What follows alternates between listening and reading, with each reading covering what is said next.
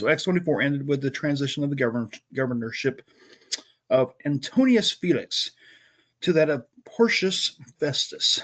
Felix was undoubtedly a bad man, but history tells us Festus was a basically good man. He governed well despite all the problems left him by Felix. The statements, after 3 days he went up from Caesarea to Jerusalem, hints at the good and energetic leadership of Festus. Upon arriving at Caesarea, the capital of Judean province, he immediately made the trip to Jerusalem, probably the most important city of the province. Okay. Though it had been 2 years, the case of Paul was still important to religious leaders. They hoped to make Paul appear before them again in Jerusalem.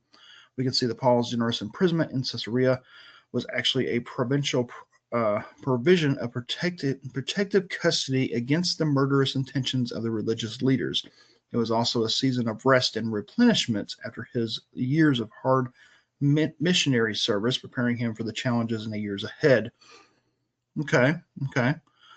Okay, so that was somehow so the religious leaders knew that Paul would be acquitted in any fair trial because he didn't do nothing wrong, right? It's just it's crazy.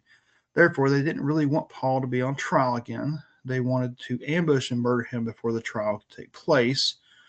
And remember, before they had those 40 guys? I think it was that were, devoted their lives, their very lives to the murder of Paul, to exterminating him.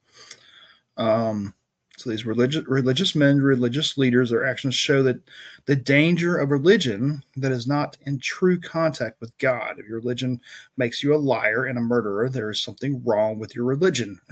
This is very, very important.